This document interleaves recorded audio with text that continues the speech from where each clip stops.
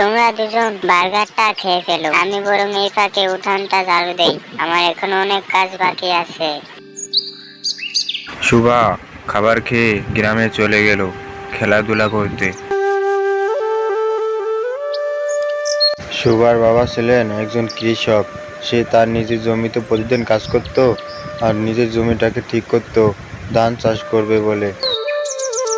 সে একটা ট্রাক্টর এনে জমিটাকে চাষ করে পরিমাণ করে ঠিক করে নিল।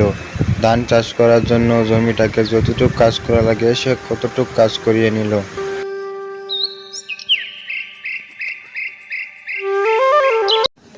রতনপুর নামের একটা বন ছিল। সেখানে বিভিন্ন ধরনের প্রাণী বাস করত, যেমন কচ্ছপ, খরগোশ, তারপর নানান রকমের অনেক অনেক প্রাণী বাস করত।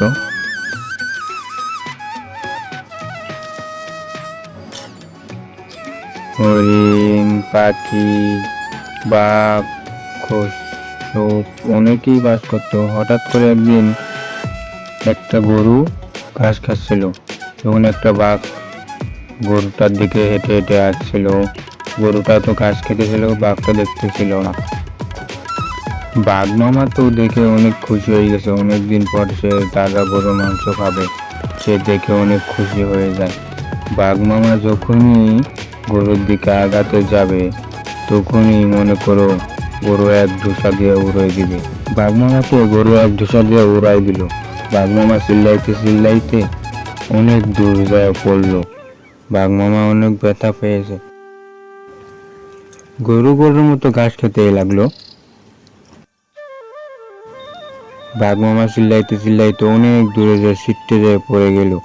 পড়ে যেয়ে বলে, বাবারে বাবা, অনেক ব্যথা পেয়েছি, কত দূর থেকে আমাকে একলা ধুসিনাই মারলো। বাঘ মামা এই কথা বলতে বলতে মাথা হুশ করে হয়ে পড়লো। তো বন্ধুরা, সবাই ভালো থাকো। আজকের ভিডিও এই পর্যন্ত। কি যেমন লাইক সাবস্ক্রাইব করে দিও। বাকিরা সবাই চলে এসো, আমরা একসাথে আজকে গান এবং নাচবো। সবাই নাচা শুরু করো।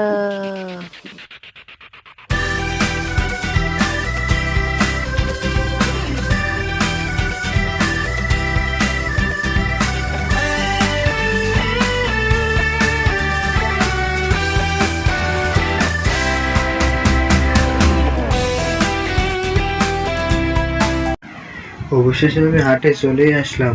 যাই, এবার বাজার করার পালা। বাজার করে চালু আবার বাসায় যেতে হবে।